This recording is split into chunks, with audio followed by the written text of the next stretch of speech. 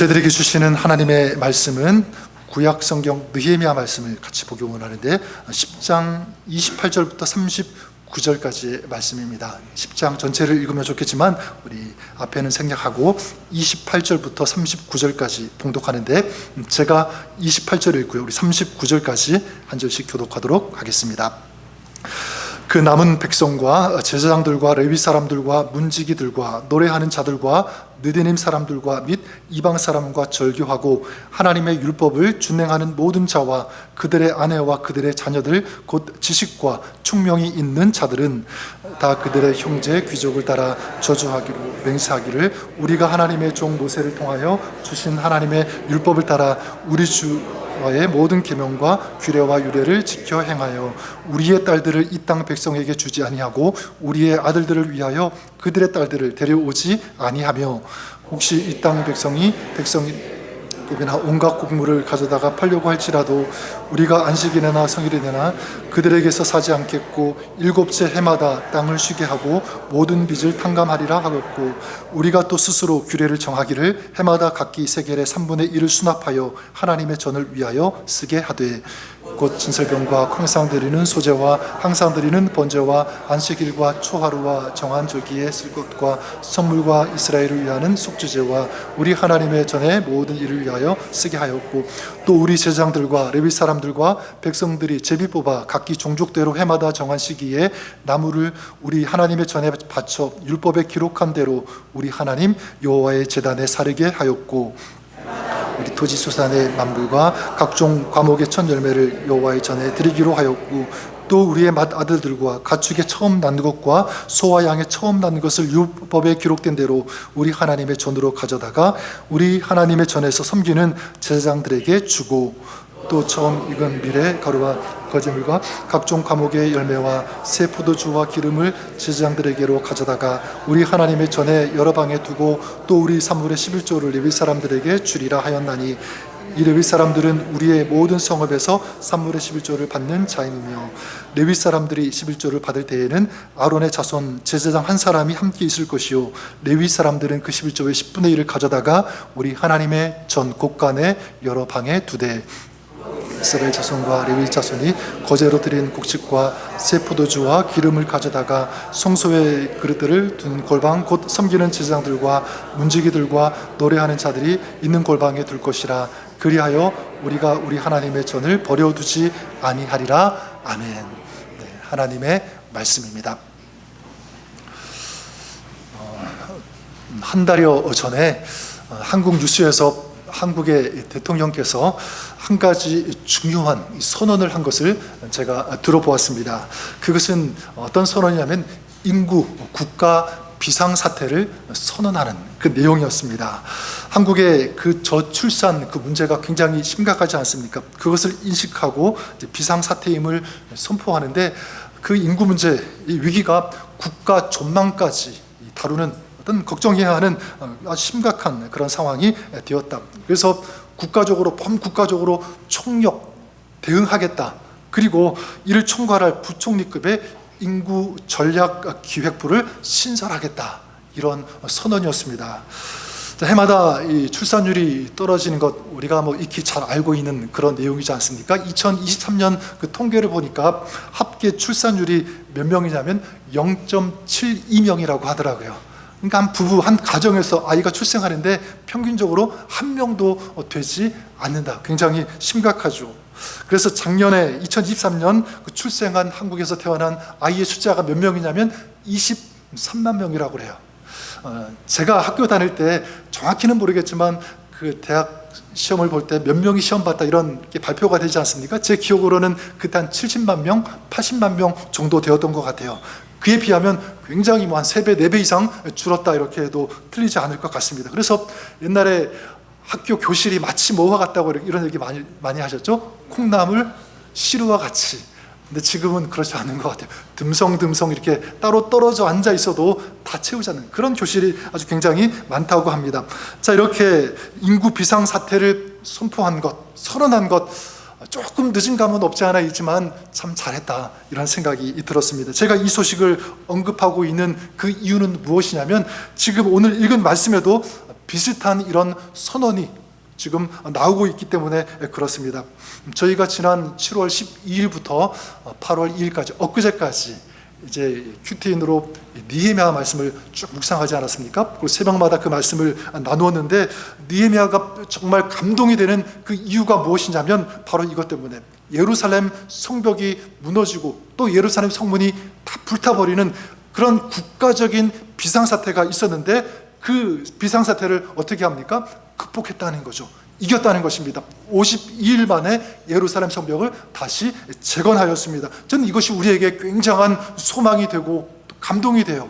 왜냐하면 우리의 인생도 다 무너지고 회파되고 남은 것이 없는 것처럼 보여도 주님의 도우심을 구하고 또 하나님께서 역사하시면 다시 일어설 수 있다라고 하는 것. 그래서 소망 없는 그 인생도 소망 있음의 인생이 될 수 있다라고 하는 이 강한 아주 강력한 이 소망을 우리에게 주고 있기 때문에 그렇습니다. 그리고 또 한 가지 이 느헤미야서가 우리에게 도전이 되는 그 이유는 무엇이냐면 이런 국가적인 그런 비상사태를 극복한 것도 있지만 신앙적인 이 비상사태도 극복했기 때문에 그렇습니다. 이들은 눈에 보이는 성벽만 재건한 것이 아니죠. 그랬더라면 느헤미야서는 6장에서 끝이 나야 되는데 7장과 8장 쭉 이어지면서 13장까지 나오는 그 이야기가 다 무슨 이야기입니까? 신앙을 재건하는 바로 그런 이야기. 그래서 그들은 성벽을 다 쌓자마자 어떻게 합니까? 숨은 광장에 모여서 하나님의 말씀을 듣죠. 그리고 하나님을 경배하고 예배하고 그리고 회개하는 그 모습들이 나오는 것을 우리가 봅니다. 그리고 오늘 우리가 읽은 느헤미야 10장 말씀에 보면 이제 느헤미야와 이스라엘이 어떻게 하냐면 하나님 앞에서 다짐하고 결단하는 선언하는 그런 모습이 이어지게 됩니다. 어떤 내용이냐면 한마디로 말하면 하나님 우리가 이제 이렇게 살겠습니다라고 하는 이런 내용이에요. 그래서 느헤미야 우리가 읽지 않았지만 1절부터 10장 1절부터 27절까지 보면 거기에는요 자기들이 이렇게 살겠노라고 하는 이런 선언을 다 글로 만들어가지고 그리고 임봉하고 서명하는 그런 내용이 쭉 소개가 되고 있어요. 저는 이들의 이런 모습이 오늘을 살아가는 저와 여러분 우리의 신앙, 우리의 삶의 모습이 되었으면 좋겠습니다. 우리의 신앙도 그랬으면 좋겠어요. 여러분 우리의 신앙 절대로 안주해서는 안 된다. 계속적으로 달려가야 되고요. 또 우리 신앙은 계속적으로 다듬어져야 되고 훈련 받아야 되고 그리고 신앙적으로 더 아름답게 성숙하게 자라가야 된다. 세워가야 하는 줄 믿습니다. 자, 그러기 위해서 먼저 필요한 것이 무엇이냐면 저는 결단이라고 생각해요. 선언하는 것, 선포하는 것 이것이 너무 중요하다. 그래서 여러분 믿음의 사람 또 믿음의 삶을 산 그런 사람들의 그 모습을 보면 그들에게는 공통적으로 무엇이 있었냐면 이 다짐과 이 결단, 이 선언이 있었다는 것을 우리가 보게 됩니다. 대표적으로 다니엘이 그랬죠. 어제 토요 아침 기도회 우리 다니엘 말씀을 같이 나누었는데 다니엘이 바벨론 포로로 가자마자 왕이 주는 음식 그리고 왕이 내리는 그런 포도주가 제공될 때 어떻게 다짐합니까? 뭐라고 결단합니까? 이렇게 고백해줘. 왕의 음식과 그가 마시는 포도주로 자기를 더럽히지 아니하리라. 그러니까 이 다니엘의 입장에서 보면 나는 왕이 내리는 그 음식, 그 포도주를 먹지 않고 그래서 나는 더럽혀지지 않겠다라고 하는 이 뜻을 정했다는 거죠. 선언한 것입니다. 우리가 잘 아는 사도 바울도 마찬가지예요. 고린도전서 2장 2절에 보면 뭐라고 결단하냐면 나는 바울이죠. 너희 가운데서 예수 그리스도 곧 십자가에 못 박힌 그분 외에는 아무것도 알지 아니하기로 결심하였느니라. 우리 주님 외에는 내가 아무것도 알지 않겠다 결단하는 거예요. 가장 삶의 우선순위 내가 가장 먼저 품고 따라야 할 분 예수 그리스도 그 중심으로 살겠다라고 하는 이 강한 결단과 결심이 있었다는 거죠. 그랬을 때 그분들의 그 신앙, 그 삶은 너무너무 아름다웠습니다. 많은 사람들에게 영향력을 줄 수 있는 그런 믿음의 사람의 본이 되었고요, 모델이 되었다는 것을 우리가 보게 됩니다. 자, 그렇다면 우리가 할 수 있는 선언은 무엇일까? 아니, 우리가 반드시 해야 하는 이 선언은 어떤 것이 있을까? 저는 오늘 말씀을 근거로 세 가지를 여러분들에게 말씀드리고 제시드리고 싶어요. 그 중에 한 가지가 무엇이냐면 바로 하나님의 말씀을 지키며 살겠습니다. 이것이 첫 번째입니다.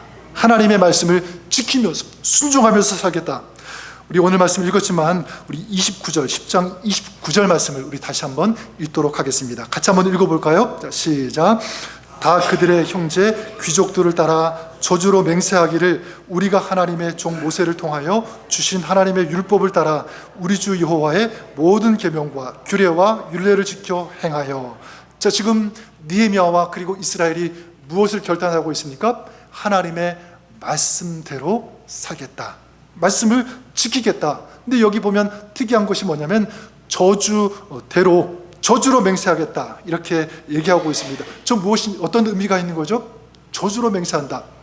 이거는요, 내가 하나님의 말씀대로 행하지 않으면 저주라도 달게 받겠습니다라고 하는 강한 의지요, 강한 결심입니다. 얼마 전에 그 뉴스에서 미국의 그 중서부 지역에 그 토네이도가 몰아쳐가지고요 많은 피해가 발생했다는 그런 뉴스 아마 들으셨을 것입니다. 미국뿐만 아니라 중국에도 그런 소식이 있었다는 것을 보았는데, 종종 얘기를 하다 보면 저도 마찬가지 캘리포니아 이 지역에 살고 있는 분들이 그 지역에 사는 사람들을 걱정을 많이 하세요. 아니, 왜 토네이도가 부는 그런 지역에서 사는지 모르겠다, 이렇게 걱정을 하시는데, 저는 만나지는 못했지만 그곳에 사는 분들은 캘리포니아에 사시는 분들을 걱정을 많이 하신다고 합니다. 어떻게 그렇게 지진이 많은 곳에 살 수가 있습니까? 그러니까 뭐라고 할 수 있는 것 하나도 없는 것 같아요. 근데 저는 우리가 이 토네이도, 지진 이런 것도 우리가 경계해야 되고 준비해야 되고 대비해야 하지만, 우리가 정말 제대로 경계해야 할 것, 대비해야 할 것이 있다면 그것이 무엇일까라고 할 때 저는 이 죄악이라고 하는 토네이도라고 믿습니다. 불순종이라고 하는 이 토네이도, 세상, 어떤 이런 것들. 그래서 여러분, 토네이도가 지나간 그런 자리를 보면, 뉴스로 보면 어떻습니까? 다 무너지고 날아가 파괴되어지는 처참한 그런 모습들이 이게 있지 않습니까? 저는 영적으로도 동일하다고 생각합니다.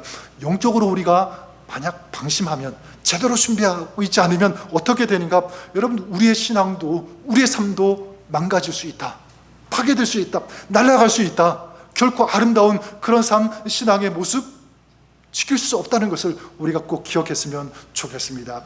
그러지 않기 위하여 어떻게 할 수 있는가? 전 여러분들에게 도전을 드리고 싶어요. 하나님의 말씀 앞에 서 있어야 된다. 아니, 하나님의 그 말씀을 굳건히 붙잡고 그 말씀대로 사는 이 의지, 이 다짐이 있어야 된다. 하나님, 내가 이 말씀대로 살겠습니다라고 하는 이 선포가 있을 때 우리는 죄악에, 또 세상에 흔들리지 않는 그런 삶 살 수 있게 되는 줄 믿습니다. 그래서 성경에도 보면 한결같이 우리에게 요구하고요, 또 부탁하고 명령하시는 말씀이 다 무엇입니까? 대표적으로 신명기 5장 32절에 보면 이렇게 말씀하시죠. 너희 하나님 여호와께서 너희에게 명령하신 대로 너희는 삼가 행하여 좌로나 우로나 치우치지 말라. 하나님께서 명령하신 대로, 그것이 무엇입니까? 하나님의 말씀이죠. 그 말씀을 기준으로 좌로나 우로나 치우치지 말라. 이게 무엇이죠? 하나님의 말씀대로 살라는 것입니다. 말씀을 기준으로 삼고 그 삶을 정하고 살아야 된다라고 하는 하나님의 부탁입니다.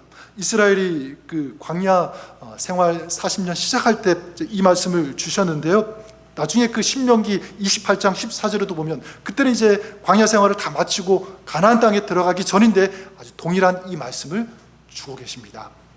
무엇을 알 수 있냐면, 여러분, 그래요. 시작도 말씀으로 시작하고 그리고 끝도 말씀으로 끝나는 인생이 되었으면 좋겠다라고 하는 이런 하나님의 간절한 마음과 소원이 전 담겨 있다라고 믿습니다. 말씀으로 시작하고 말씀으로 끝나는 그런 삶, 얼마나 복되고 얼마나 아름답습니까? 전 그런 의미에서 여러분의 하루, 우리의 하루도 그랬으면 좋겠어요. 하루를 시작하면서 하나님의 말씀을 읽고 묵상하고 그 말씀대로 살겠습니다, 그 말씀을 내 마음과 내 삶에 담고 시작하는 거죠. 그리고 살아가면서 그 말씀을 계속 음미하고 그 말씀을 되새기면서 그 말씀대로 살고, 또 하루를 정리하면서 오늘 나에게 이 말씀 주셨는데 하나님, 내가 이렇게 살았습니다. 이 말씀이 오늘 끝나는 것이 아니라 나의 삶에 계속 이어지는 연장선이 되어서 이 말씀을 붙잡고 끝까지 나아가는 저의 인생, 그 삶 되게 하여 주옵소서. 기도하면서 하루를 마치는 거죠. 자, 이렇게 하나님의 말씀을 존중하고 하나님의 말씀대로 살고, 그리고 이 말씀대로 순종하며 나아가는 그런 삶, 이것이 저 여러분 우리의 삶이 될 수 있기를 주님의 이름으로 간절히 축원합니다.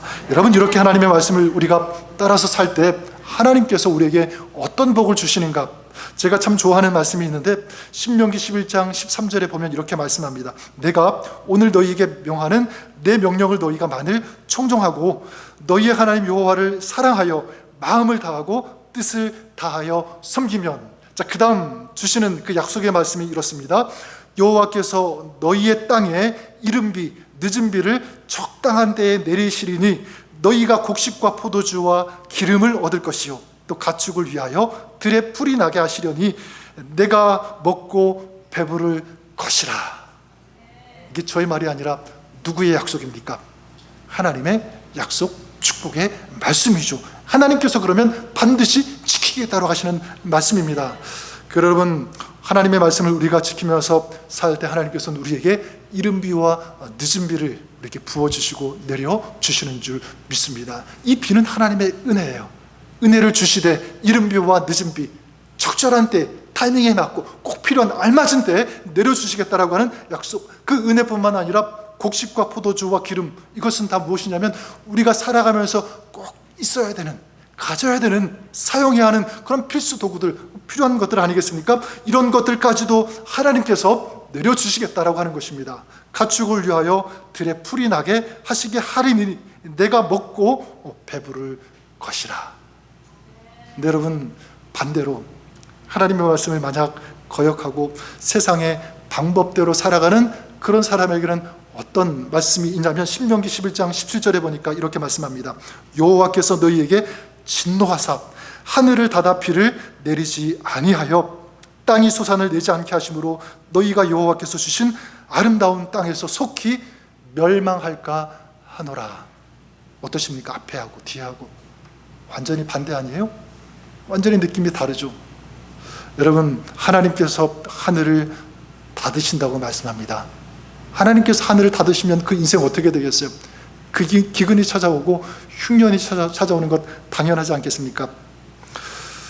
계속 뉴스를 이렇게 좀 말씀을 드리는데 최근에 그 장마철, 그리고 얼마 전에 큰 비가 내려가지고 홍수가 났는데 이 북한의 그 압록강이 범람하게 돼서 이 신의주 지역이 물에 잠기게 되고요. 뭐 정확한 숫자는 알 수 없지만 대략 한 4,000명 정도가 실종되고 피해를 당했다고 하는 그런 뉴스를 보게 되었습니다. 저는 그 뉴스를 보는데 언뜻 그런 생각이 들었어요. 너무너무 이상하다. 여러분, 한반도 뭐 크기가 땅이 크지 않잖아요. 조그맣잖아요. 그럼 태풍이 오면 같이 태풍 피해를 받고 반대로 가뭄이 오면 같이 가뭄을 받는데, 근데 이상하게 이게 차이가 나더라는 거죠. 남한 한국 같은 경우에는 비가 필요할 때는 비가 내리고 필요 없을 때는 비가 내리지 않고, 또 비가 오더라도 그래도 좀 뭐 물론 피가 전혀 없는 것은 아니지만 그래도 이겨나갈 수 있는, 극복할 수 있는 그런 수준이에요. 근데 북한 같은 경우에는 비가 오면요 도저히 어떻게 할 수 없는, 똑같은 비가 내렸는데 그런 엄청난 피해가 있게 되고, 가뭄도 마찬가지죠. 엄청난 이 가뭄으로 인해서 곡식을 거둘 수 없는 그런 땅, 우리가 이 한국과 북한만 보더라도 너무 잘 보게 됩니다. 여러분, 이게 그냥 우연일까? 뭐 일기의 차이일까? 땅의 차이일까? 저는 그렇지 않다고 생각합니다. 이것은 사람의 차이라고 생각해요. 그 땅에 누가 살고 있는지, 정확히 말하면 그 땅에 살고 있는 사람이 어떤 마음을 가지고 있는지, 그 땅을 다스리는 사람이 어떻게 그 땅을 다스리고 있는지. 그래도 한국 같은 경우에는요, 수만 교회 교회가 하나님께 예배하면서 말씀을 들으면서 말씀대로 살려고 말씀을 붙잡고 기도하는 그 수많은 하나님의 사람들 있지 않습니까? 근데 북한 같은 경우에는 그렇지 않죠. 억압하고 짓누르고. 저는 이것이 그 결과로 나타난다고 믿습니다. 우리 사랑하는 여러분, 저는 이 느헤미야와 이스라엘이 그랬던 것처럼 우리가 정말 강하게 결단하고 선언했으면 좋겠어요. 그것이 무엇입니까? 하나님, 우리 가정이 하나님 말씀대로 살겠습니다. 그 말씀에 순종하겠습니다. 그것이 여러분의 선언이 될 수 있기를 주님의 이름으로 축원합니다. 그리고 오늘 우리에게 필요한 선언 두 번째는 이것입니다. 세상을 따르지 않고 하나님만 따르겠습니다. 이거예요. 하나님을 따르겠습니다. 우리 10장 30절 31절 말씀 한번 우리 다시 한번 읽어보도록 하겠습니다. 30절, 31절 말씀 시작. 우리의 딸들을 이 땅 백성에게 주지 아니하고 우리의 아들들을 위하여 그들의 딸들을 데려오지 아니하며 혹시 이 땅 백성이 안식일에 물품이나 온갖 곡물을 가져다가 팔려고 할지라도 우리가 안식일이나 성일에는 그들에게서 사지 않겠고 일곱째 해마다 땅을 쉬게 하고 모든 빚을 탕감하리라 하였고. 여기 보니까 느헤미야와 이스라엘이 두 가지를 하지 않겠다라고 선언을 하게 됩니다. 그것이 무엇이냐면 첫 번째는 자기 이 자녀들을 이방인들과 결혼시키지 않겠다, 이것이 첫 번째고, 두 번째는 뭐냐면 안식일을 구별하여서 거룩하게 지키겠다, 바로 이것입니다. 지금으로 말하면 하나님, 우리가 이 주일을 거룩하게 구별해서 지키겠습니다, 바로 이것입니다. 이걸 두 개를 묶어서 얘기한다면 이거죠. 하나님, 우리가 하나님의 백성으로서 구별된 그런 삶을 살겠습니다. 근데 만약 하나님의 백성으로 살지 못하게 하는 그런 것들이 있다면, 그런 장애와 그런 공격들, 어떤 그런 것들이 있다면 단호하게 끊어버리고 그리고 잘라버리겠습니다. 여기 좀 담겨 있는 거죠. 저는 이들의 이 선언이 오늘 우리의 선언이 되었으면 좋겠습니다. 지금 이 시대의 사람들의 문제점이 있다면 무엇일까? 아니, 그걸 좁혀가지고요, 우리 믿는 사람들, 교회에 나오는 출석하고 있는 우리 그리스도인들, 많은 사람들의 문제점이 있다면 무엇일까? 저는 이것이라고 생각해 봅니다. 그건요, 잘라야 할 것은 자르지 않고, 근데 잘라버리지 말아야 될 것은 잘라버리는 어떤 그런 이중적인 잘못된 이런 모습들. 여러분, 참된 그리스도인이라고 한다면 좀 중요한 것은, 또 중요한 가치는 반드시 어떤 경우에도 지켜야 된다고 믿습니다. 하지만 그렇지 않은 것은 버릴 수 있어야 된다. 참된 하나님의 사람이라면 포기할 수 있는 것은 포기할 수 있는 그런 믿음의 용기가 있어야 된다. 이것이 참된 믿음의 사람이라고 저는 믿습니다. 그런 의미에서 여러분, 만약 내가 지금 신앙생활을 하면서 하나님과 나와의 이 관계를 가로막고 있는 것이 있다면 그것이 무엇입니까? 한번 생각해 보십시오. 우리 예배를 드리는데 하나님과 깊이 예배하고 이 지성소 예배를 하나님 앞에 올려드려야 되는데, 이것을 가로막는 것이 있다면, 그게 나의 어떤 취미생활일 수도 있고요, 나의 어떤 다른 또 중요하게 생각하는 그런 관심, 이런 여러 가지가 될 수 있겠죠. 만약 그것이 있다면 그것을 내려놓을 수 있어야 된다. 우리의 신앙생활, 또 기도생활, 말씀생활도 마찬가지입니다. 만약 방해가 되는 것이 있다면 기꺼이 내려놓을 수 있어야 된다. 지금 이들이 그렇게 결정하고 선언한 것처럼 저는 이 사람과의 관계도 마찬가지라고 믿습니다. 만약 나의 언어, 나의 어떤 행동 때문에 누군가 상처를 받는다면, 누군가 어려움을 당한다면 어떻게 되는가? 그 사람의 문제로 치부할 것이 아니라, 덮어둘 것이 아니라 과감하게 내가 먼저 변화되어야 된다. 내가 바뀌어야 된다.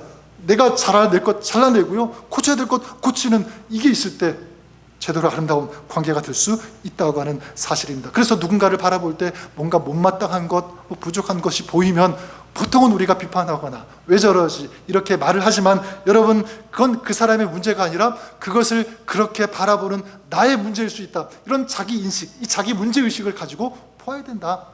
그러면은요, 정말 더 아름답게 개선되어지고 달라지고 회복된다고 믿습니다. 그 1700년대 미국의 이 대표적인 이 청교도 목회자 목사님, 조나단 에드워드 목사님이 계시는데요. 그분에 대해서 저는 책을 찾아서 이렇게 보니 한 가지 좀 유명한 특징이랄까, 그분이 하시는 그 목회 그 설교 스타일이 있다고 하는데, 그분은 특이하게도 이제 말씀을 준비하시면은요, 그 말씀 원고를 쓰시고 그대로 그냥 써오신 대로 읽으신다고 합니다. 읽으시는 거예요. 근데 그렇게 말씀을 전하시는데 좀 놀라운 것은 온 회중이 그 말씀을 듣고요, 울면서 회개하는 그런 역사들이 일어났다라고 하는 것입니다. 그래서 그 목사님의 그 설교와 그 말씀을 통해서 미국의 그 1차, 2차 영적 각성 운동이 일어나게 되죠. 그리고 2차 그 영적 각성 운동 때 그 언더우드, 조선의 선교사, 잘 아실 것입니다. 그 언더우드가 회심하게 되고요, 선교사로 작정하고 그리고 조선으로 가게 되죠. 거기에서 사역하면서 복음을 전할 때 1907년 평양 대부흥 운동이 일어나는 그런 이야기로 쭉 이어지고 있다는 사실입니다. 여러분, 어떻게 이분의 그 사역을 통해서 이런 놀라운 이 복음의 역사가 일어날 수 있었을까? 여기에 대해서 많은 분들이 연구하는데 저는 저 같은 경우에 저는 이분의 이것 때문이라고 생각해요. 그게 뭐냐면 이 목사님이 그 70개 그 결의문을 만들어요. 그걸 써서 일주일에 한 번씩 그 70가지를 매일매일 읽으시면서 선포하신다는 것이었습니다. 70가지 제가 다 읽어드릴 수는 없지만 그 중에 네 번째가 이거예요. 뭐라고 결심하셨냐면 하나님의 영광에 도움되는 것이 아니면 영혼에 관계된 것이든지 육체에 관계된 것이든지 또는 적든지 많든지 간에 어떤 것이라도 절대로 하지 말자. 만일 내가 그런 일을 피할 수 있다면 피하자. 그러니까 하나님의 영광을 가리는 것이 있다면, 하나님과의 관계 속에서 이게 방해가 되는 것이 있다면 어떤 것이든지 나는 버리겠다, 피하겠다 고백하셨고요. 19번째가 이렇습니다. 뭐라고 하셨냐면 재림의 나팔 소리를 듣기 전 최후 1시간이 남은 것처럼 살자. 그때 하기가 꺼려지는 것은 절대로 하지 말자. 천국 재림 나팔 소리가 울려지는 그 1시간, 얼마나 긴박한 순간입니까? 그때 내가 해야 할 것은 하고, 그 순간 중요한 시간이니까 그때 내가 하지 말아야 될 것은 그때가 하지 않는 것이 아니라 지금 내가 하지 않겠다. 놀라운 결단 아닙니까? 저는 그런 의미에서 저 여러분 우리가요 그랬으면 좋을 것 같아요. 내가 하나님 앞에서 하지 말아야 할 것들, 버려야 할 것들, 고쳐야 할 것들이 있다면 한번 생각만 하지 마시고 리스트, 목록으로 한번 쭉 적어보시면 어떨까? 그리고 우리도 그것을 읽으면서 외치는 거예요. 하나님, 내가 이것을 버리겠습니다. 이런 삶 살지 않겠습니다. 여러분, 그럴 때 우리의 그 신앙의 순도는 정금같이 또 올라갈 것이라고 믿습니다. 그 신앙의 그 능력을 가지고 우리가 살아갈 때, 여러분 이들이 그랬던 것처럼 우리의 삶을 통하여, 우리의 신앙과 사역을 통하여 하나님의 역사, 하나님이 이루시고 하나님의 펼쳐가시는 아름다운 이 놀라운 일들이 일어나게 될 것을 저는 믿습니다. 그렇게 쓰임 받으시는 저 여러분 우리가 될 수 있기를 주님의 이름으로 축원합니다. 마지막으로 오늘 우리에게 정말 간절히 필요한 선언이 있다면 무엇일까 이렇게 말씀드리고 싶어요. 내 인생의 주권은 하나님께 있습니다. 이것을 날마다 선포하는 것. 그래서 오늘 말씀 그 32절부터 39절까지 보면 제일 많이 나오는 그런 단어가 있어요. 그게 무엇이냐면 하나님의 전이라고 하는 단어입니다. 32절에 하나님의 전을 위하여 쓰게 하되, 33절에도 보면 하나님의 전의 모든 일을 위하여 쓰게 하였고, 35절에도 하나님의 전에 드리기로 하였고, 39절 마지막에도 우리 하나님의 전을 버리지 아니하리라. 하나님의 전에서 하나님의 전을 위해 쓰고, 그리고 우리가 하나님의 전을 떠나지 않겠습니다. 이 고백이에요. 결국 무엇이냐면 하나님의 전, 하나님 중심으로 살겠습니다. 이 고백이죠. 그리고 그들이 구체적으로 실천하기로 한 것이 무엇이냐면 제물을 드린 거죠.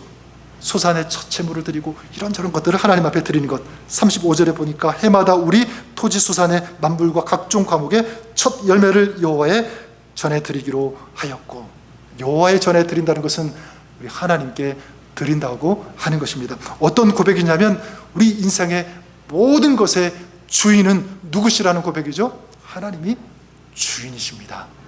주님을 위해 우리가 살겠습니다. 이런 고백이에요.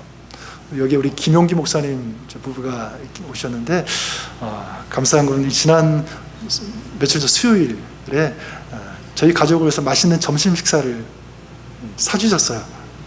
그래서 맛있게 이렇게 먹었는데, 맛있는 그 점심뿐만 아니라 우리 목회 선배로 또 스승으로서 많은 도움이 되는 유익한 그런 말씀들을 식사 자리에서 많이 해주셨습니다.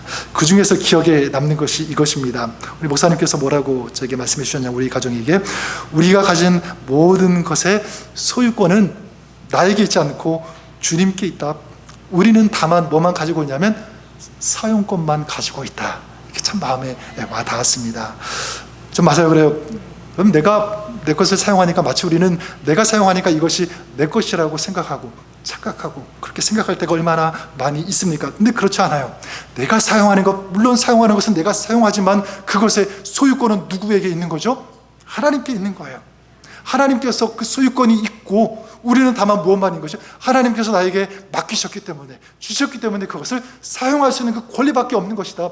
그러니까 모든 것의 주인은 누구시라는 거죠? 하나님.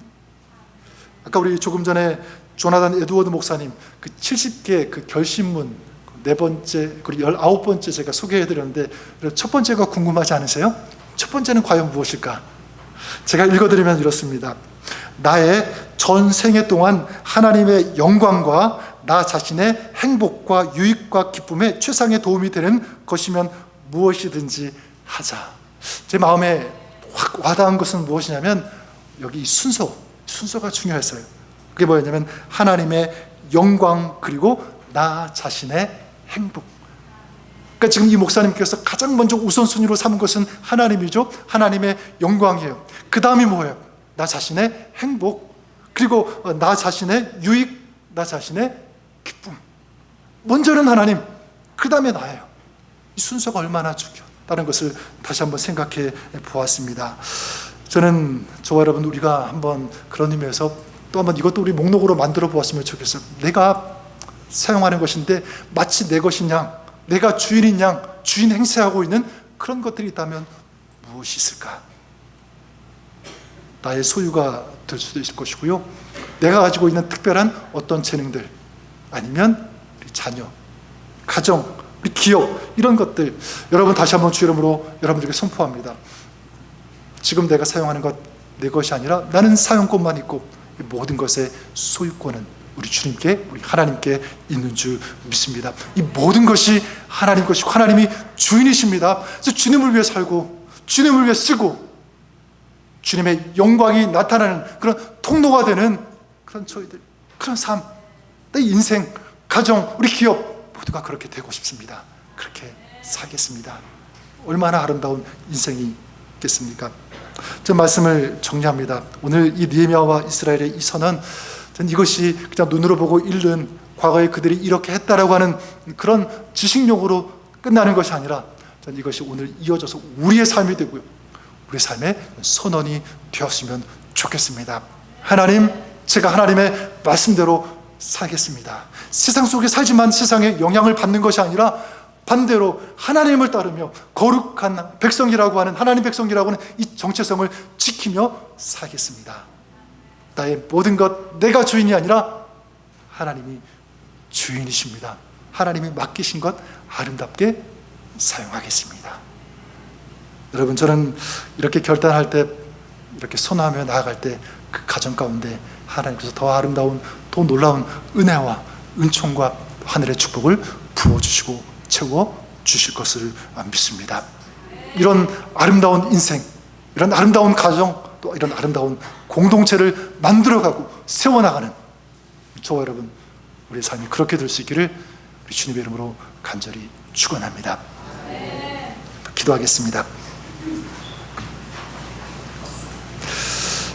사랑의 하나님 아버지, 오늘 느헤미야와 그리고 이스라엘이 성벽만 건축한 것이 아니라 신앙의 건축, 시간의 재건, 신앙의 붕을 끊임없이 이루어갔던 것처럼 우리의 삶이 현재의 나에 안주하고 만족하는 것이 아니라 더 성숙하기 위하여, 더 아름답게 자라가기 위하여, 더 굳건한 신앙이 되어지기 위하여 오늘 이들이 그랬던 것처럼 선언하며 결단하며 선포하는 아름다운 믿음의 삶 되게 하여 주시옵소서.